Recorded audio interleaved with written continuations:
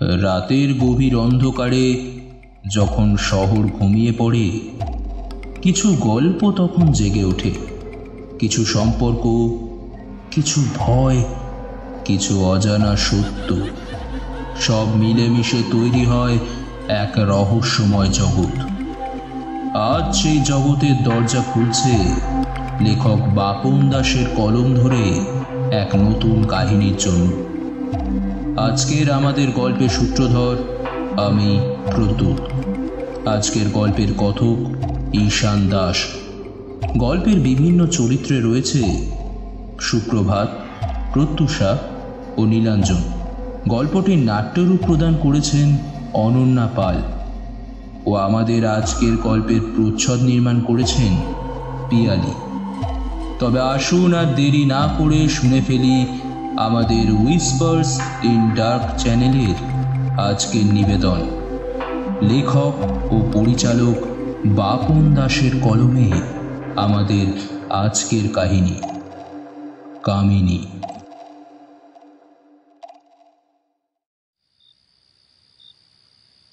এমন ভেদরা নাকি রে তুই? কথাটা বলতে বলতে মর্গের 4x6 ফুটের মস্ত ভারী লোহার দরজাটায় ধাক্কা দিতেই চরমর শব্দ তুলে কিছুটা খুলে গেল। সেটাকে ভিতরের দিকে ঠেলতে ঠেলতে মর্গের ভেতরে ঢুকে এলো অমল। এই শীতে ঠান্ডা বা শীত নামের জিনিসটা গায়ে শুয়ে এলেও মর্গের ভিতরের এই কৃত্রিম হিমশীতল পরিবেশ এখনো বেশ অসহ্যকর। আর তার উপরে এই গুমোট ভাব। দরজাটা খুললেই সহজে নজরে পড়ে মর্গের দেওয়ালের সাথে সার বেঁধে বানানো লোহার লকারগুলো, আর তার সাথেই কিছু আরো ডেড বডি, যেগুলো খালি লকারের অভাবে সাদা কাপড় মুড়ে রাখা হয়েছে বাইরের স্ট্রেচারের উপর।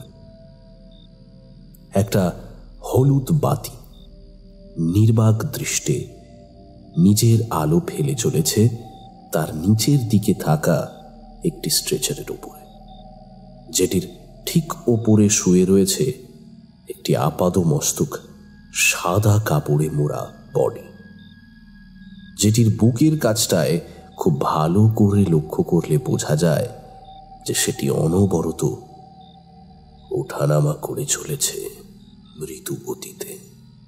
উফ, এ ব্যাটা আবার গিয়ে শুয়েছে এখানে। বারবার মানা করেছি তাও একেলা নেই। তোকে না কতবার বলেছি মর্গে এসে এমন করে শুয়ে থাকবি না, কথা কানে যায় না নাকি সালা? শুরুর দিকে কথাটা আস্তে আস্তে নিজেকে বললেও শেষের দিকের কথাটা একটু জোরেই বলে উঠল অমল। কথাটা বলতে বলতেই নিজের কালো দুই ঠোঁটের মাঝে ধরে থাকা জ্বলন্ত বিড়িটায় একটা সুখ টান দিয়ে সে এগিয়ে গেল স্ট্রেচারের দিকে। কি রে সালা, কথা কানে যায় না? ওঠ রে। নিজের কথাটা শেষ করেই শটান এক টানে খুলে ফেলল সে স্ট্রেচারের উপরে শুয়ে থাকা মদনের মুখ থেকে সাদা কাপড়টা, আর সেটা সরে যেতেই তার সামনে উন্মুক্ত হয়ে পড়ল বছর 26 কি 27 বছরের এক যুবতীর গৌর বর্ণের বিবসনা দেহ। প্রথমে সেটা দেখে কিছুটা হতভম্বের মতোই চেয়ে রইল সে বডির দিকে। সে কি তবে ভুল দেখেছে? এই তো একটু আগেই দেখল যে তার বুকটা ওঠানামা করছে অনবরত। তবে কিছু বুঝে উঠল না সে। ঠোঁটের মাঝে ধরে রাখা বিড়িটায় শেষ টানটা দিয়ে সেটাকে মর্গের ফ্লোরের উপরে ফেলে দিল সে। আর তারপরেই ঠান্ডায় অবশ প্রায় নিজের হাতটা ধীরে ধীরে তুলে নিয়ে রেখে দিল সে ওই বডিটির নগ্ন বুকের ওপর। না, কোনো স্পন্দন নেই, সবটা শান্ত, ঠিক এই রাতের মতো। যেমন শান্ত তেমন শীতল। তবে সমস্ত কথাগুলো আনমনাভাবে মনে মনেই ভেবে চলেছিল সে। এমন সময় একটা শব্দ আচমকাই তার কর্ণপটহে প্রবেশ করে সম্বিত ফিরিয়ে আনলো তার। আওয়াজটা ভেসে আসছে করিডোরের দিক থেকে।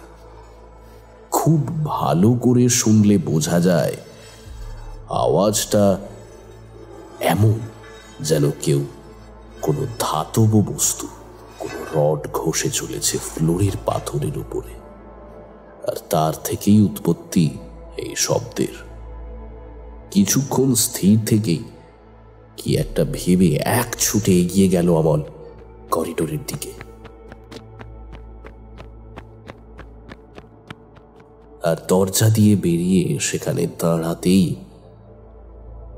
করিডোরের মাঝে জ্বলতে থাকা মৃদু হলুদ আলোয় তার নজরে এলো এক নগ্ন নারী মূর্তি, যে নিজের হাতে ধরে থাকা লোহার রডটা মেঝেতে ঘষতে ঘষতে হারিয়ে গেল করিডোরের বাঁ দিকের গলিতে। এই কে কে এই সময় এখানে? থামুন থামুন বলছি কিন্তু।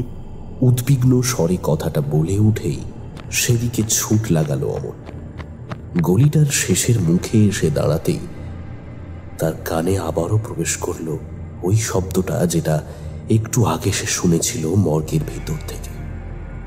তবে এবার রডটা ঘষার শব্দ নয়, বরং কেউ যেন বারংবার আঘাত করছে মেঝের উপর ওই রডটা দিয়ে।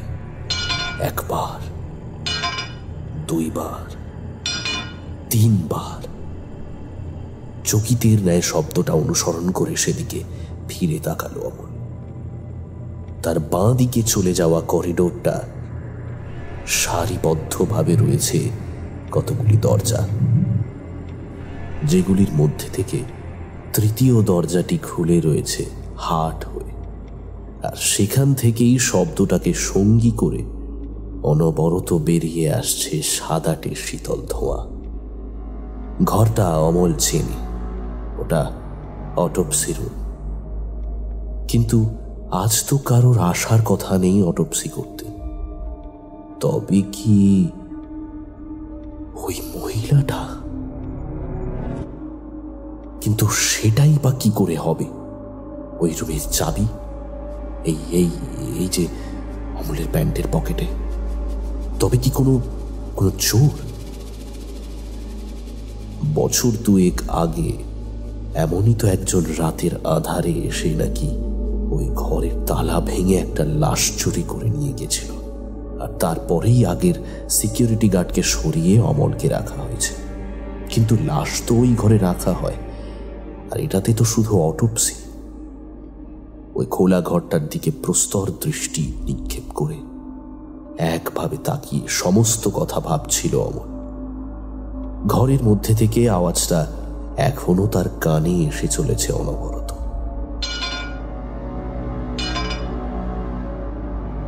অমল করিডোরের এই মুখটায় এসে দাঁড়াতেই করিডোরের মাঝে মৃদুভাবে জ্বলতে থাকা লাইটগুলো কিছুটা কেঁপে উঠে নিভে গিয়েছে কোনো অজানা অস্বস্তির কারণে।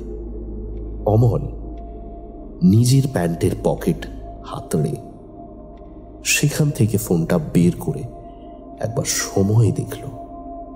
রাত 1:45। ফোনের স্ক্রিনের উপর থেকে নিচ অবধি নিজের একটা আঙুল সোয়াপ করে স্লাইডারটা নামিয়ে আনলো সে। অতঃপর ফ্ল্যাশলাইটের বাটনটা টিপে আলোটা জ্বালিয়ে নিয়ে ধীরে ধীরে অতি সন্তর্পণে এগিয়ে গেল খোলা দরজাটার দিকে। সম্পূর্ণ ঘরটাকে মুড়ে রেখেছে কালো আঁধারের আবরণ, যার মাঝে ফ্ল্যাশলাইটের সাদা আলোটা পড়তে দৃশ্যমান হয়ে উঠল ঘরের মাঝে থাকা শীতল বাষ্পের কণাগুলো। আওয়াজটা এখনো এসে চলেছে ঘরের মধ্যে থেকে, তবে এবারে যেন সেটা কিছুটা দূরে সরে গিয়েছে অমলের থেকে। আওয়াজটা এবারে ভেসে আসছে ঘরের কোণা থেকে অমলের কান পর্যন্ত। কে ভেতরে? প্রশ্নটা করতে করতে অমল নিজের প্যান্টের পিছনে বাঁধিয়ে রাখা ডান্ডাটা এবারে এক হাতে ধরে টেনে আনলো বাইরের দিকে। ও তারপরেই নিজের বুটে গট গট শব্দ তুলে প্রবেশ করলো ঘরের মধ্যে। শব্দটা অনুসরণ করতে করতে অমল যে কখন অটোপসি রুমের মধ্যে এসে পড়েছে তার খেয়াল নেই। অন্যদিকে যে শব্দটা তাকে নিজের দিকে এমনভাবে ডেকে এনেছে সেটা যেন এই আধারের মাঝেই কোথাও হারিয়ে গিয়েছে। রুমের কোনো এক দেওয়ালে থাকা একটা টিকটিকি নিজের শব্দে যেন একটা তাচ্ছিল্যের হাসি হেসে উঠল অমলের উদ্দেশ্যে। অমল যে এই সময়ে এখানে এসে ভুল করেছে সেটা যেন সে বুঝিয়ে দিতে চাইল তাকে বারংবার। সহসা ধম করে একটা শব্দে অটোপসি রুমের দরজাটা নিজে হতেই বন্ধ হয়ে যেতে চকিতের ন্যায় অমল ফিরে তাকালো তার পিছন দিকে। অন্যদিকে তার হাতে ধরে থাকা ফোনের ফ্ল্যাশ লাইটটাও কিছুক্ষণ পরে দপদপ করে উঠে নিভে গেল আপনা হতে। অন্ধকারের মাঝে কোনোভাবে হাতড়ে হাতড়ে অমল এগিয়ে গেল দরজার দিকে।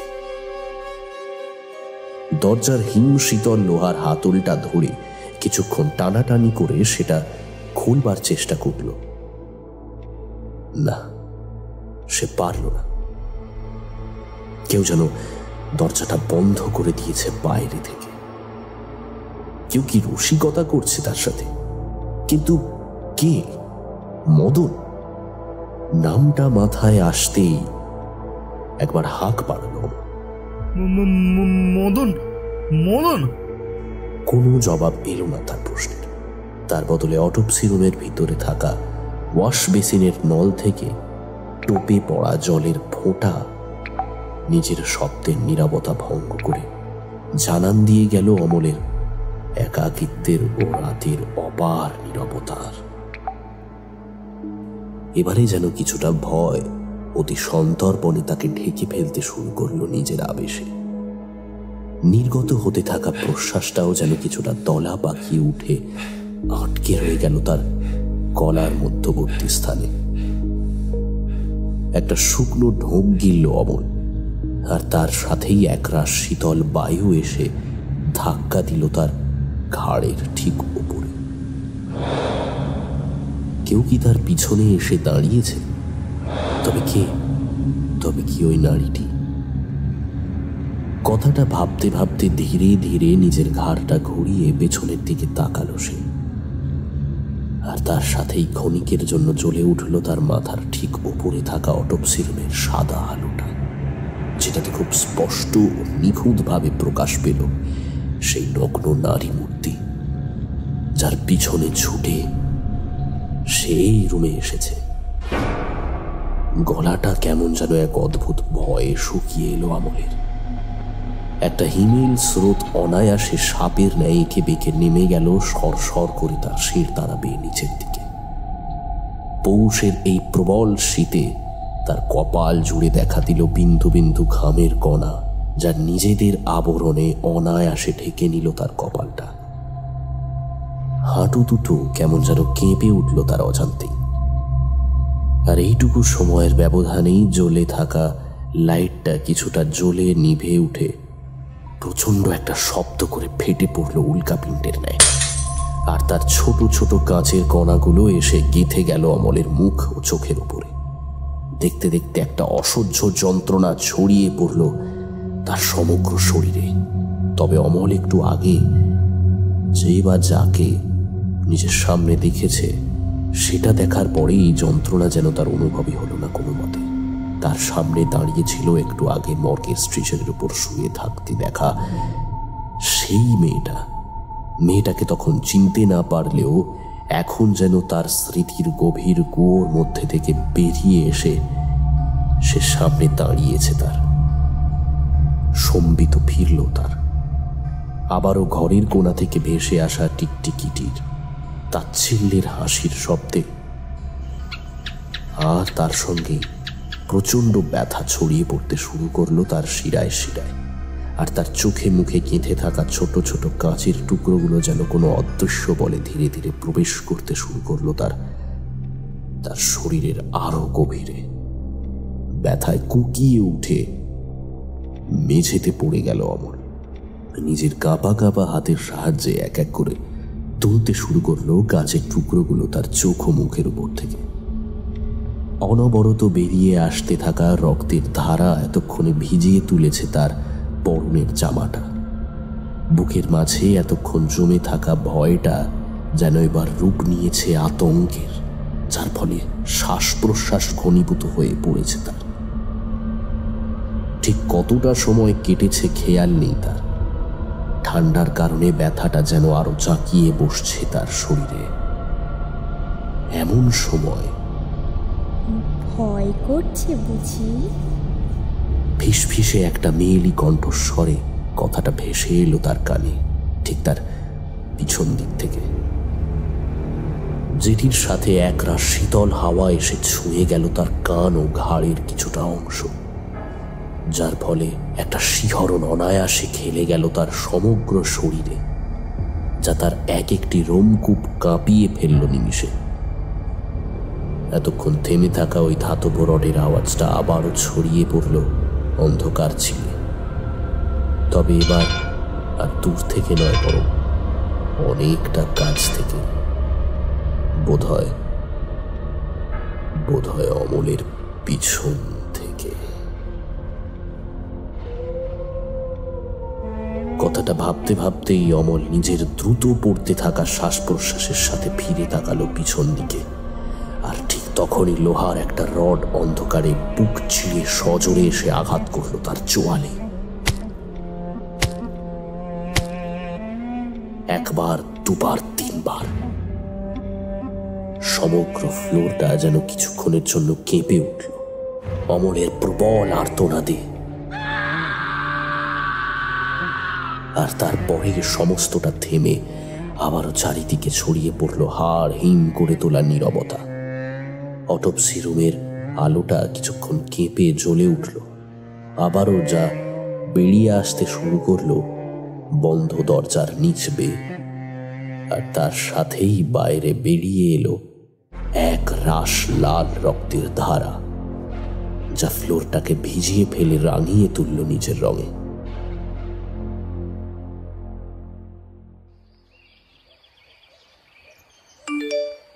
টুম একটা শব্দে ফোনে মেসেজটা আসতেই দুই আঙুলের মাঝে ধরে থাকা সিগারেটটাতে লম্বা একটা টান দিতে দিতে ফোনটা পকেট থেকে বার করে আনলো অভয়। ফোনটা পকেট থেকে বার করে আনতেই ফোনের স্ক্রিনের উপর ভেসে উঠল একটা মেসেজ। Miss me darling.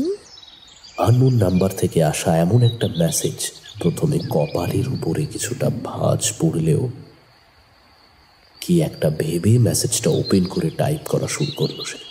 কে? প্রশ্নটা করে নিয়েই একবার নাম্বারে ট্যাপ করলো অভয়। প্রোফাইলে কোনো ছবি নেই, না কোনো নাম রয়েছে, খালি একটা about info. The moon is beautiful, isn't it? About ইনফোটা পড়ে আবারও চ্যাটে আসতেই তার চোখের সামনে ভেসে উঠল একটা নতুন মেসেজ। ও মা, তুমি আমাকে ভুলে গেলে? আমি তো ভাবলাম তুমি হয়তো আমাকে মিস করছো। তবে আমি তোমায় খুব মিস করছি সোনা, খুব মিস করছি। কী সব বাজে বাজে কথা বলছেন? আমি চিনি না আপনাকে, আপনার হয়তো কোনো ভুল হচ্ছে। অভয়ের এই মেসেজের পরে আর কোনো রিপ্লাই এলো না তার ফোনে। আঙুলে ধরে থাকা সিগারেটটা শেষ করে নিয়ে ব্যালকনিতে থাকা চেয়ারটা ছেড়ে উঠে পড়ল সে। বেলা ছোট হয়ে সন্ধ্যা গড়িয়ে এসেছে, আর সেটা ধীরে ধীরে রূপ নিয়েছে রাতে। সারাদিন রোদ তেমন থাকলেও এখন বেশ ঠান্ডা হাওয়া বইছে জোরে জোরে। তার উপরে বিল্ডিংয়ের এই 5th ফ্লোরে যেন ঠান্ডাটা আরো বেশি লাগছে। আকাশের বুকে থাকা চাঁদটা টুকরো টুকরো মেঘের সাথে লুকোচুরি খেলে চলেছে অনবরত। বিল্ডিংয়ের গেটের কাছে থাকা কুকুরটা থেকে থেকে ঘেউ ঘেউ করে ডেকে চলেছে বারংবার। কিছুক্ষণ ব্যালকনিতে দাঁড়িয়ে থেকে একভাবে চারিদিকটা দেখে নিয়ে নিজের রুমের মধ্যে চলে গেল সে। ঘরে ঢুকে একবার ঘড়িটার দিকে তাকিয়ে দেখল 8টা বেজে গেছে। এবার রাতের খাবার কি হবে সেই ভাবনা। একলার জীবনে এই এক বড় সমস্যা। একার জন্য কি রান্না করা যায় এই ভাবতেই সময় কেটে যায়। কিছুক্ষণ ভেবে অনলাইনে অর্ডার করার জন্য মনস্থির করল সে। পকেট হাতড়ে আবারও ফোনটা বের করে অ্যাপ খুলতেই টুং করে একটা শব্দ, আবারও বেজে উঠল ফোনটা।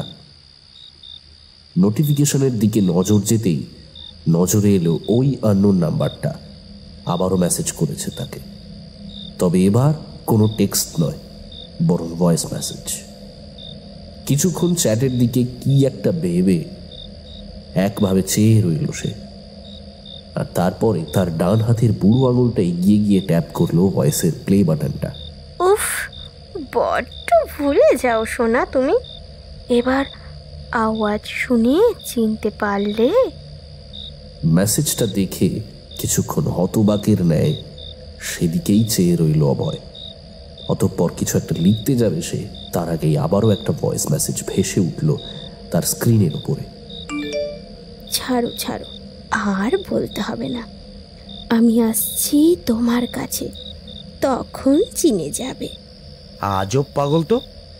কথাটা লিখেই নাম্বারটা ব্লক করে দিল সে। অতঃপর খাবার অর্ডার করে সে আবারও গিয়ে দাঁড়ালো ব্যালকনিতে। সময় কতটা কেটেছে খেয়াল নেই। চতুর্থ সিগারেটের শেষ টানের সাথে বিছানায় থাকা ফোনটা বেজে উঠল সশব্দে, আর সেটির শব্দে সম্বিত ফিরতেই সেটিকে চলে গেল অভয়। আর তার মিনিট 5 পরেই বেজে উঠল ডোরবেলটা। রাতের খাওয়া শেষ করে যখন উঠল, রাত তখন 10:30। অফিস থেকে অনেক বলে কয়ে নেওয়া 1 সপ্তাহের ছুটির 2 দিন যে দেখতে দেখতে কিভাবে কেটে গেল তা যেন বোঝাই যায়নি। তার মধ্যে এমন একটা খবর, কে বা কেন অমলকে মেরেছে কিছুই জানা যায়নি। 24 ঘন্টা কেটে যাওয়ার পরেও নিজের সব থেকে কাছের বন্ধুর অমন মর্মান্তিক অবস্থার ছবিটা চোখের সামনে আবারও ভেসে উঠতেই সহসা একটা দীর্ঘশ্বাস বেরিয়ে এলো তার কণ্ঠনলী বেয়ে, যা দেখতে দেখতে নিজের উষ্ণতা পরিত্যাগ করে মিলিয়ে গেল রুমের শীতলতার মাঝে। ঘরের দেওয়ালে লেগে থাকা হলুদ লাইটটা জ্বলে রয়েছে বোবার মতো, আর তার ঠিক নিচে ঝুলতে থাকা গোল ঘড়িটা টিকটিক শব্দ করে জানান দিয়ে চলেছে সময়ের। রাত পোকাদের অনবরত কলরব ছেয়ে পড়েছে রাতের নিশুতির মাঝে। দরজার তল বেয়ে আসা চাঁদের ক্ষীণ আলোটা ছড়িয়ে পড়েছে যত সম্ভব জায়গা জুড়ে, আর ঘরের কোনায় জ্বলতে থাকা নাইট ল্যাম্পের হলুদ আলোটা এসে আছড়ে পড়েছে ঘুমন্ত অভয়ের গৌরবর্ণ মুখের উপরে।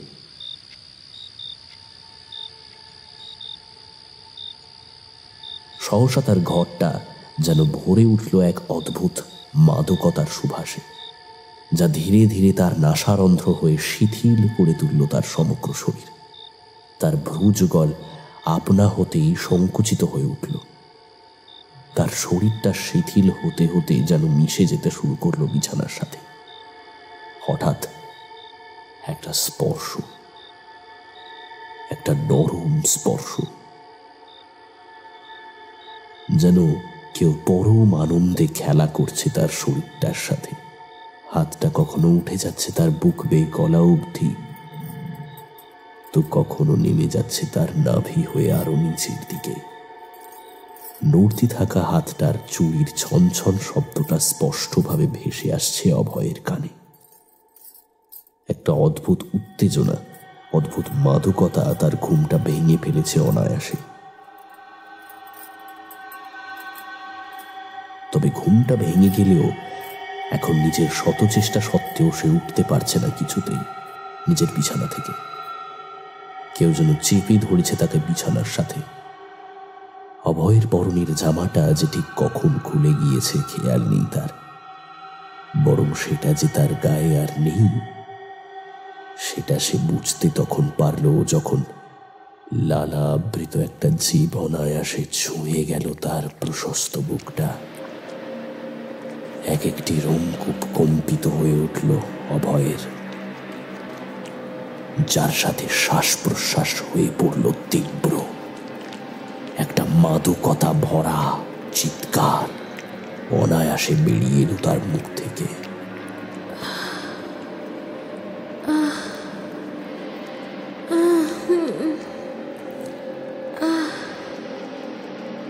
এতক্ষণে যেন নিজের চোখের উপরে নিয়ন্ত্রণ পেয়েছে সে, যার ফলে আস্তে আস্তে চোখ দুটো মেলে তাকালো সে নিজের সামনের দিকে।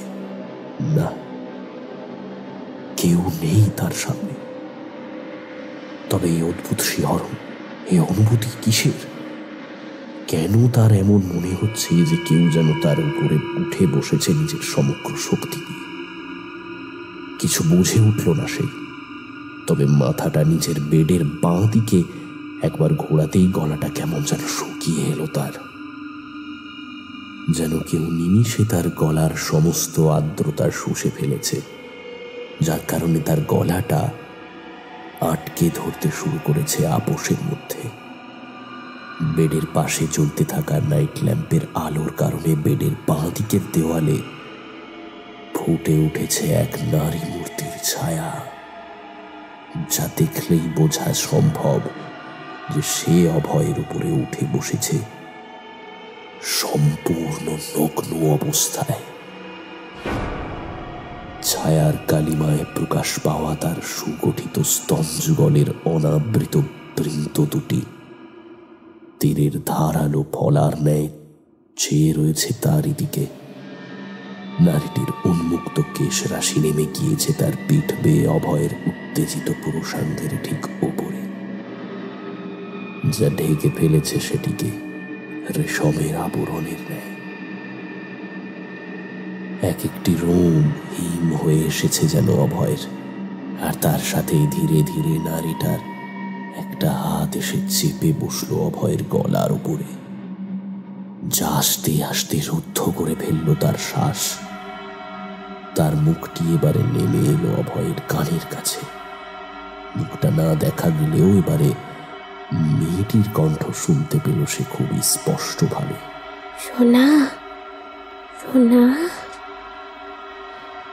আমি বলছিলাম না আমি আসছি। You know how much I miss you. কথাটা বলেই নারীটির নরম ঠোঁট দুটো অনায়াসে চেপে বসলো অভয়ের ঠোঁটের ঠিক উপরে। দেখতে দেখতে কি একটা যেন আস্তে আস্তে প্রবেশ করলো অভয়ের মুখগহ্বরের গভীরে। একটা লালা আবৃত জিভ, জিভটা এতটাই লম্বা যে সেটা অনায়াসে গেঁথে গেল অভয়ের গলার ঠিক মাঝে। নারীটির হাতটা সহসা উঠে এসে খামচে ধরল অভয়ের মাথার খুশকো চুলগুলো। কি হচ্ছে বা হতে চলেছে কিছুই বুঝতে পারছে না সে। নিঃশ্বাস ক্রমশ ভারী ও ঘন হয়ে আসছে তার। সমগ্র ঘরটা দেখতে দেখতে ভরে উঠেছে প্রবল গোগানি চিৎকারের শব্দে। আলো ছায়ার এই উন্মাদ খেলা যেন আরো গভীর হয়ে উঠেছে তার ঘরে। এই প্রবল ঠান্ডার মাঝেও তার দরদর করে ঘামতে থাকা শরীরটা ভিজিয়ে ফেলেছে তার বিছানার চাদরটাকে।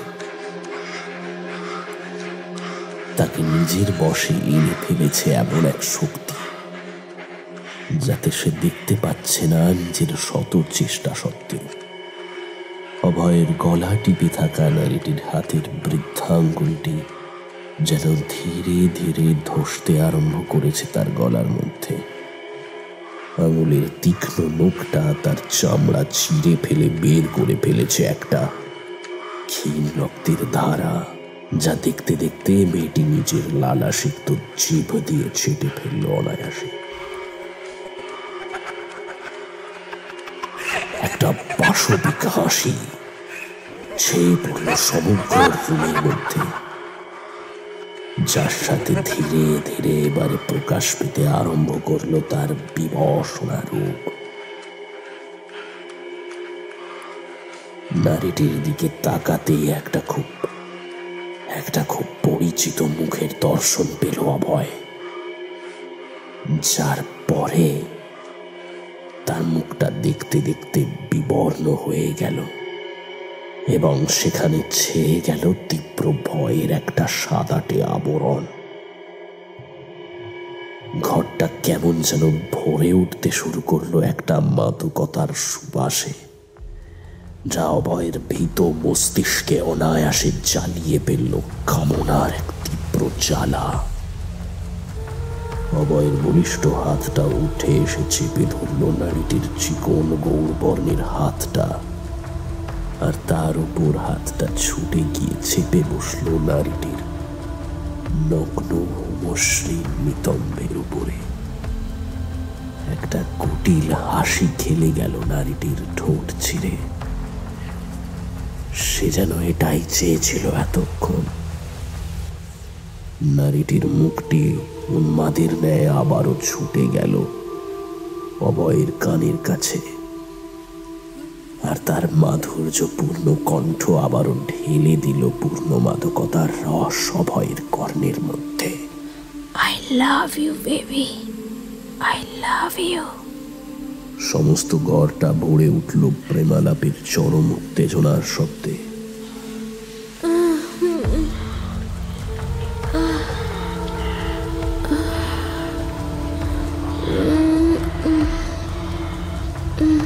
গভীর ও তীব্র শ্বাসের শব্দ চারিদিকে ছেয়ে পড়ল ঘরে।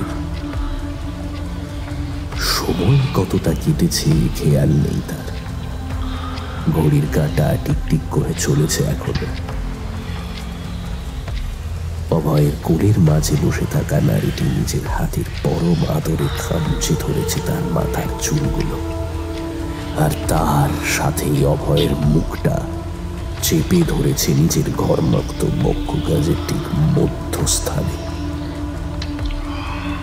অভয়ের বলিষ্ঠ হাতের তালু নিজের প্রবল চাপে মর্দন করে চলেছে নারীটির স্তন দুটিকে, যে দুটির ক্ষিপ্ত বৃন্ত দুটির অগ্রভাগে জমে ওঠা ঘামের মহিন কণাগুলো মুছে চলেছে বারংবার। নারীটির স্থির চোখের চাহনি একভাবে দিকে চলেছে অভয়ের চোখের মাঝে। সহসা অভয়ের দুই আঙুল নারীটির একটি স্তনাগ্রকে মুছড়ে ফেলল কামের আবেশে।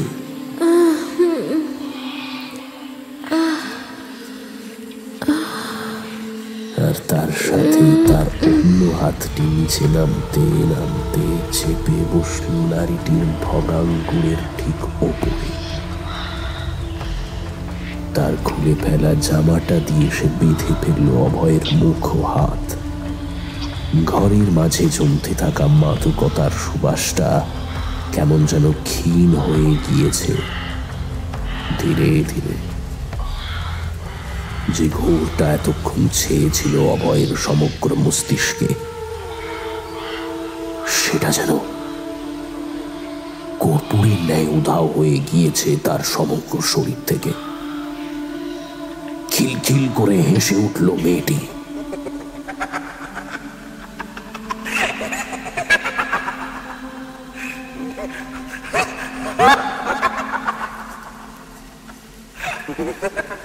এমন হাসি যা অভয়ের সমগ্র বুকটা শীতল করে তুলল অনায়াসে।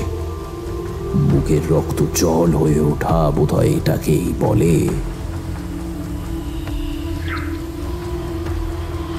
তার উপরে উঠে বসা মেয়েটি যে আদতে কে, সেটা যেন এবার স্পষ্ট হলো তার। I hope you remember me, baby. You remember me.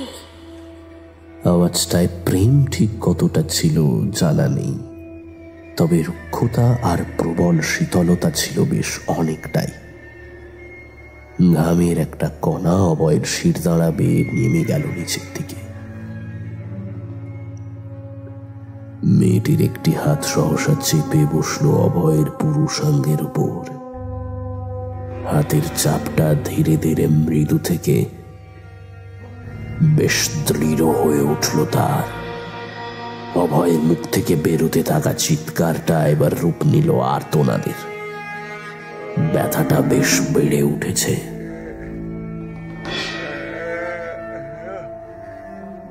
কেন এমন করলে অভয় আমার সাথে? কেন করলে? আমি তো তোমাকে ভালোবেসেছিলাম। তুমি তো আমাকে কতবার বলেছিলে তুমি আমাকে ভালোবাসো। তবে তবে কেন এমন করলে? কটা পয়সার জন্য? শেষ অবধি বাঁচার চেষ্টা করেও আমি বাঁচতে পারিনি। তুমি কি সেটা জানো? মেয়েটির সমস্ত কথা যেন অভয়ের কানে গলন্ত সীসার ন্যায় পড়তে শুরু করলো। ভেসে উঠল তার চোখের সামনে 5 বছর আগের ঘটনাটা। এই শালা, জুয়া খেলার জন্য যে টাকাটা নিয়েছিলিস থেকে থেকে সেটা 25,000-এ পৌঁছেছে, সেটা কবে দিবি? আবে দাঁড়া না শালা, পালাচ্ছি নাকি? দিয়ে দেব, এখন হাতে টাকা নেই। আর আমজাদা, নেওয়ার সময় মনে ছিল না টাকাটা আজকের মধ্যে দে, নয়তো কি? নয়তো তোর এই পাখিটাকে এক রাতের জন্য উসুল করে নেব, কিন্তু চিন্তা করিস না। কথাটা বলতে বলতে একটা পাশবিক হাসি খেলে গেছিল অমলের চোখে মুখে। আর তার কিছুদিন পরেই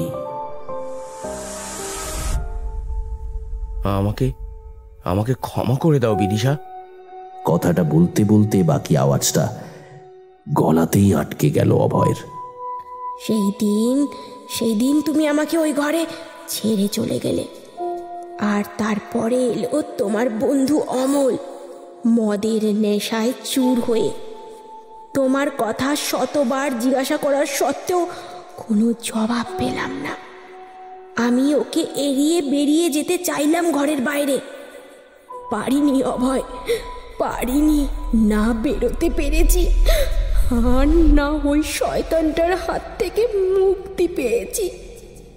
তোমায় ভালোবেসেছিলাম আমি নিজের সর্বস্ব উজাড় করে, কিন্তু পেলাম কি? তাও সব কিছুর পরেও আমি হারিনি জানো। নিজেকে সামলে তোমার ভরসায় বেরিয়ে আসতে চেয়েছিলাম ওই জানোয়ারটার হাত থেকে বেঁচে। তারপরও আমাকে বলল যে ওই সবও কেন করছে। হেরে গিয়েছিলাম আমি জানো অভয়, সত্যি হেরে গিয়েছিলাম। চেয়েছিলাম তোমাকে ভালোবাসতে, তোমাকেই নিজের সর্বোচ্চ উজাড় করে দেব, কিন্তু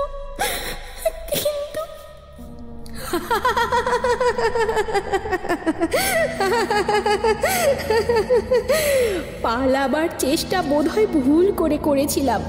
লোহার রডটা দিয়ে মাথায় জখম মারল অমল আমাকে, আর সেই মুহূর্তেই তোমার নাম নিয়ে কেঁদে উঠেছিলাম। আর তারপরে মাটিতে। তখন চোখের কোণ বেয়ে রক্তের ধারাটা বেয়ে পড়ার সাথে সাথে আমার দেহের প্রাণটা ছেড়ে দিল। আর সেই সময় যেন তোমার প্রতি আমার ভালোবাসাটা ঘৃণায় রূপান্তরিত হয়ে পড়ল। কথাটা বলতে বলতে কেমন যেন গলাটা ধরে এসেছে বিদিশার, আর কথাটার শেষেই একটা জ্বালা ফেটে পড়ল তার কণ্ঠে। আমি তোমাকে ছাড়বো না, না না, কিছুতেই আমি তোমাকে ছাড়বো না। দেখতে দেখতে কোথা থেকে একটা লোহার রড এসে পড়েছে বিদিশার হাতে, আর তারপরেই দেখতে দেখতে সেটা প্রবল আঘাতে ছেয়ে পড়ল অভয়ের মস্তিষ্ক জুড়ে, যার সাথে রক্তের ছিটেগুলো ছিটকে ছেয়ে পড়ল দেওয়ালের গায়ে। আর তারপরেই বিছানা থেকে মেঝেতে চুইয়ে পড়ল রক্তের ধারাটা।